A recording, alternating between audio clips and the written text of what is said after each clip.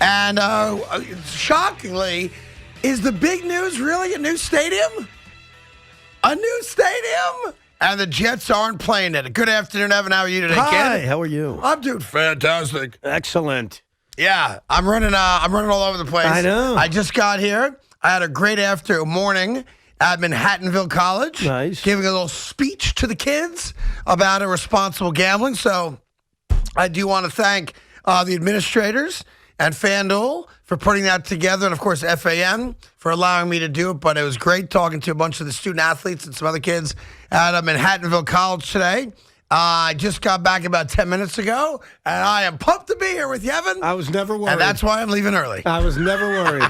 I was getting my massage in your office. Yes, you didn't have were. to be there. I was getting my damn massage. It is funny, when I come back into work, and I was late today. I'm normally here by 11 o'clock, 11:30, whatever it is. And I come in at about 1:45. Evan's laid out. Yes. Snoring, getting a leg massage, his shoulders are being rubbed, and it's all good. And I figured that would be the case because Evan got good news last night. Did I? Yeah. Buck Showalter's the manager of the year, and Evan celebrated with some General Tso's chicken. Yes, it didn't even bother me that the Nets no-showed the Sacramento Kings because I was reveling in the glory. I was setting them up there. Buck I was setting it up. Oh, is that damn where it, you're damn going? it, damn it. So, in other news, you may have seen there were a couple basketball games last night. The Knicks, to their credit, came back after just an embarrassing performance and beat the Utah Jazz, which on paper the Jazz suck, but in their record column and standings, they're like the second best team in the West. It shows you that a good dinner can go a long way. Yeah, that's what it shows. Players-only dinner led to a win against Utah Jazz. But I got to say this, while we don't talk a lot of Nets basketball, and for all the obvious reasons, no disrespect to the franchise, they're the Nets, okay, fine. Something was said last night that really bothered me. All right, first off, the Nets gave up a $153 to the Sacramento Kings. Yeah, it's embarrassing. It was 40-40, and then a 24-2 run happened, and it was, good night, I'm going to bed. We're not going to break it down. They embarrassed themselves defensively last night, so I don't even care about that. I'm sure you don't either. From a standpoint of talking about it on the show. I do care about it. Of course I care. I'm a fan, dude. No, I said from a standpoint of talking about it on the show. No, I don't want to talk about it. Here's the problem, and you got a problem. Jacques Vaughn, the head coach, came out after the game and said, we left our mind, body, and soul in Los Angeles. We left our mind, body, and soul in Los Angeles. Yes. What do you have to tell me? What did I hear you talking to those knuckleheads? We left our mind, body, and soul in Los Angeles. Haven't been right since we played the Clippers. I don't want to embarrass you. Did I not see that right? No, you saw that completely right. You're a hardworking guy. Yeah. So I don't want to embarrass you. Have they updated that story? I was going to give you news that you have no idea about, like intermingled, and I was going to do it in a way. You can embarrass me out of mine. All right. Kevin Durant did an interview this morning. Okay. I apologize. He did an interview last night. It came out this morning in which he said a lot of things. A lot of things. Go ahead. A lot of which were very positive. Well, let me just first say. Yes. I got that right. What Jacques Vaughn said after the game. Yes. We left our bodies, minds, and souls in Los Angeles. No, he said wink, that. wink, wadadoodle. And I can tell you where they left their mind, body, and soul. In the private house the owner bought for them so that they could do whatever the hell they want when they're in Los Angeles without the paparazzi seeing them. Yes. Please continue. Yeah, and it fits perfectly because they won the first game in Los Angeles. Against the Clippers. Stayed over the night, and then the next day got smoked by a decrepit L.A. Laker team. Exactly right. No, so KD. What did I miss? KD did an interview in which he ended up saying a lot of positive things. Was in detail about the trade demand, that really it was about practice. That's the reason he demanded a trade. But there's a quote that he made that's getting a lot of attention. Oh, I missed it. Go ahead. Look at our starting lineup. Edmund Sumner, Royce O'Neal, Joe Harris, Claxton, and me. It's not disrespect, but what are you expecting from that group?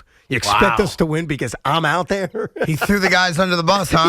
Yes. And what's funny is the rest of the interview, KD comes across really well. I just love to ball. I love New York City. I love being in net. Great. Everything's great. But he said that. And that's a very damaging line. Yeah. It's a very It's a shot at your insulting general line. manager and owner is what it is. Here's what it really is to me. Yeah. Here's the way I took it. He's disagreeing with an assessment I've made for the last week and a half. Which is? Kyrie's not coming back. Kevin Durant said, bring Kyrie's ass back. Yeah. That's what I Kevin buy Durant that. is saying. Yeah. That being said, Jacques Vaughn, I find... Anyhow, so that's the Nets. The Knicks win, and I'm with you. Who gives a rat's ass until the games mean something? And right now, they don't mean anything. We have there's a football situation brewing right now that I'm trying to convince myself is not what I think it is, and it's a good thing, what I think.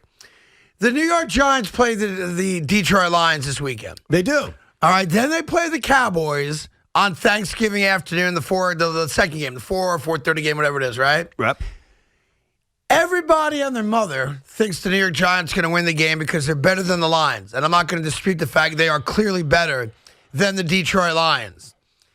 If there was ever a trap game, if there was ever a game when you should kind of not get cocky about just yet and say, this game scares me a little bit, only because you come out of the gate, you beat Houston, but you didn't blow them out, and they're not very good. You've got the game of the year up to this point next Thursday, short week, Thanksgiving. We know what that game is going to mean, obviously. The Detroit Lions coming off a win against the Chicago Bears, right? Mm-hmm. In which their offense scored 30 whatever points. 31 points. Right? Yep. Okay, defensively they stunk as Chicago dropped the 30 spot on them, right? Right. This game is starting to scare me. And I don't know if I'm alone in that. Because everywhere I go, Giant fans like, yo, Carton, we're going to beat Detroit, then we take on Dallas, and then the division's going to be ours. And I hope that's true. And I could write that narrative easily. Right. The Detroit game is starting to scare me. Well, I agree. Scare may not be the right word, but here's the weird thing about the Detroit Lions as a football team.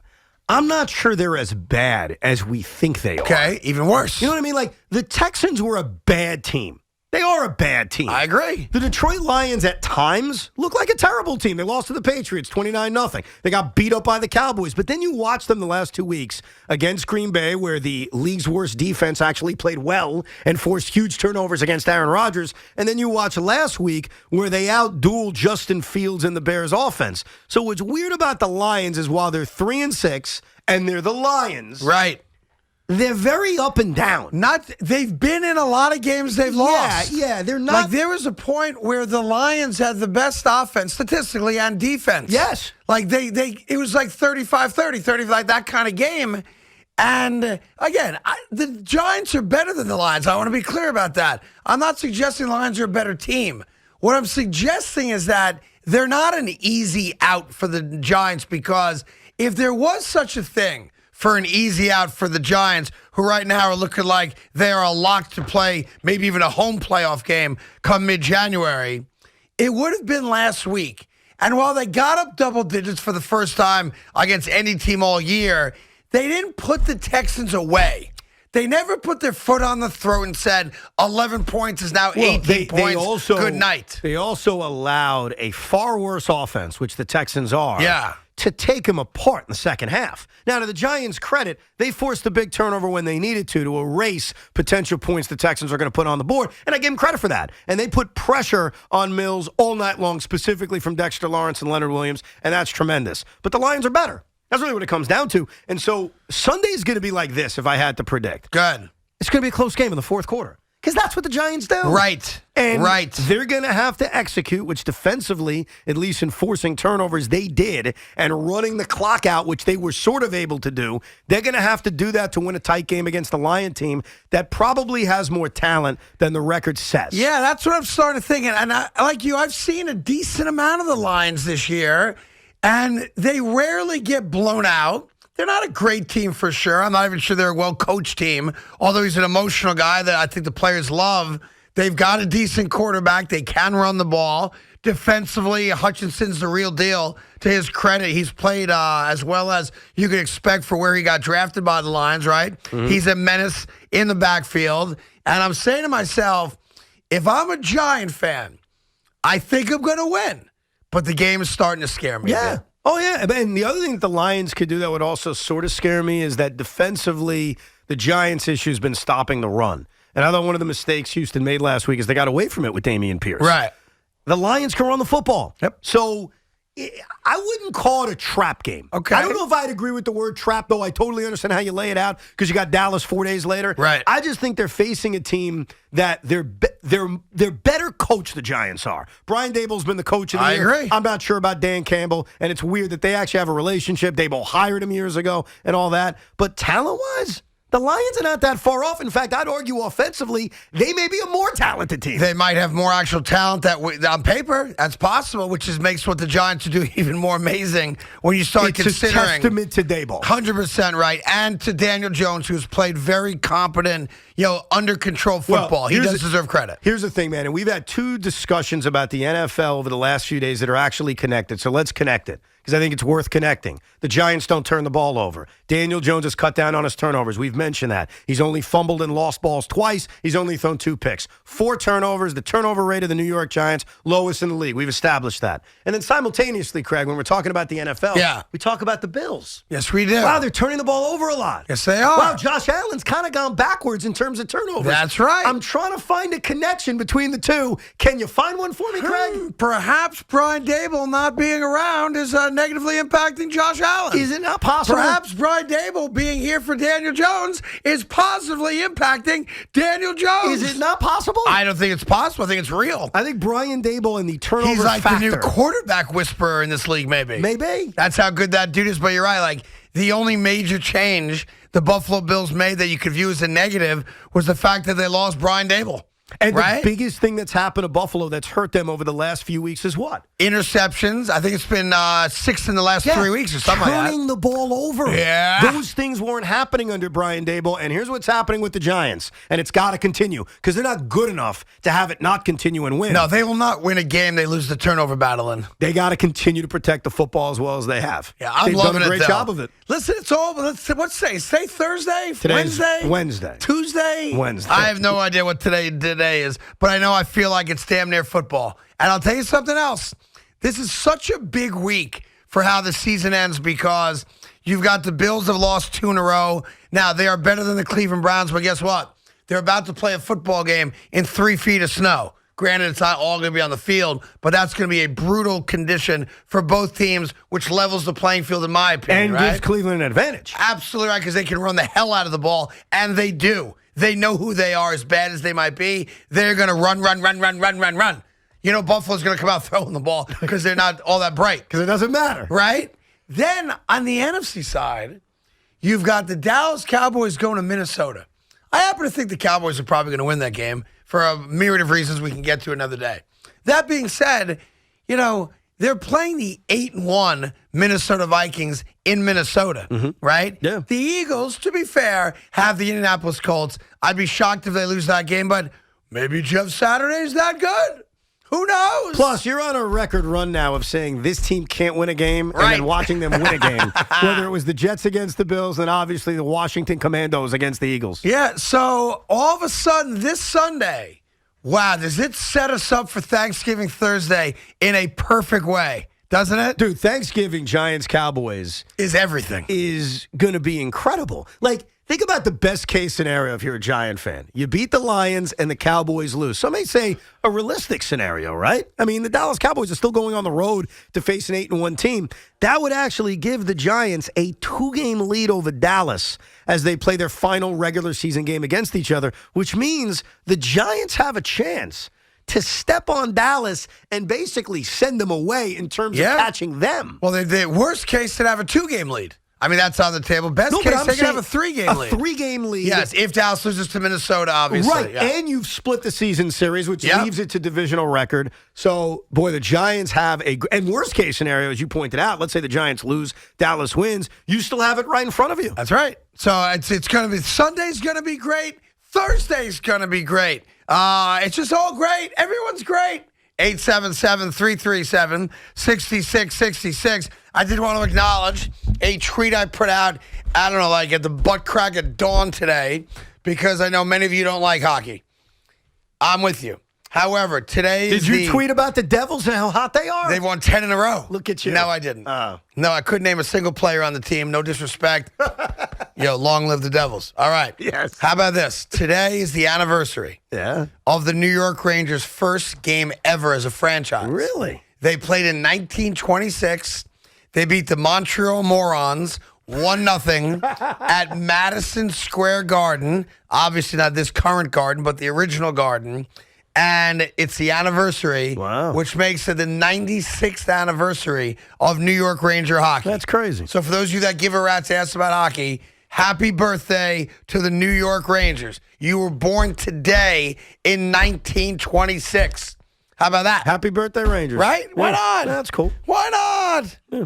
Also today in history, Uh-oh. I think it was 1957 maybe, Will Chamberlain had 49 rebounds in a game. Well, I mean, they call that a Wednesday for Wilt. 49 rebounds in a game. And he slept with 37 women that exact same day. And I'll give you one more piece of history. We'll take a break. We'll get your calls. We're also going to talk to the guys behind the new stadium in Queens just to let you know exactly what it is and what it isn't.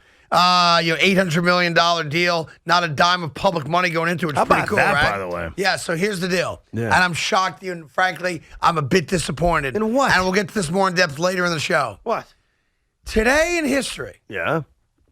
in 1969, we have a sports first. A sports first. Never happened 1969. before today, November 16th, 1969. So we know the baseball season's over. We That's eliminate right. that. Go. You've already talked about hockey. You wouldn't do it again. That's out. That is correct. So really it comes down to a football moment or Okay. a basketball Let's moment? just agree it's a football moment. Oh, it's a football I'm moment. giving it to you, yeah. 1969 today, November 16th, something happened for the first time in our country's history. In our country's history. NFL related. I don't know. What is it? You want to think about it for a bit and I'll get back to you on that? Or you want me to just tell you? I can tell you if you want. Tell me, yeah. It was the first time a sitting U.S. president attended an NFL game. Really? Richard Nixon went to the Cowboy-Redskin game at the time and watched the Cowboys beat the Redskins at like 41-28. Yeah, he was a big football fan. He was the Tricky Dick. first active sitting president to actually physically attend an NFL game. How about that? Who was the last one? Who was the last one? Yep. Well, I assume Biden hasn't gone to one. I assume Trump's been at Army Navy. That doesn't count. Obama, probably. George W. Bush. Oh, I have no idea. I just. Oh, you. Really? Yeah, I have no you idea. don't have the answer to it? That one, I didn't even know I was going to ask you the question, to be honest. Now I got to find out because you'll I'm find out. obsessed. All right, 877-337-6666. You're just going to load up on me big time. Is that what's happening today? Because I'm leaving it a little... First time in over 2 years, I'm leaving a little bit early, a teeny bit early. And you're abusing me. That's what you guys do. I have confirmed that President Barack Obama... Chicago Bear game? No, he said if the Bears are in the Super Bowl, I'll go. Got it. They didn't get there. Yeah, a lot of people have said that and haven't been to the Super Bowl in their lifetimes. That's a good point. Like, ooh, if they go to the Super Bowl, I'll go. Like, what fan doesn't say that, knowing he's never going to go to a Super Bowl, right? Jet fans have been saying it for 53 I know, years. man. You know, if they make it, I'm going. I promised that to my dad. I said, I'm taking you to the Super Bowl if we go. Meanwhile, here we are. Yeah, I might be going, so we'll have to talk about that a little bit later on. What do you mean you may be There's going? a chance I'm going to the Super Bowl. Oh, God. Yeah, a little chance I might be out there. Flex out in Arizona. Does that mean I have to go or no? No, you stay right here. I can stay right here? Yeah, Okay. you stay right here. Just the way I The like it. question is, do I come back Sunday morning from Arizona, or do I go to the game, and come back Monday? Well, you don't like going to the game, though. You've already told me this, that you've left Super Bowls early.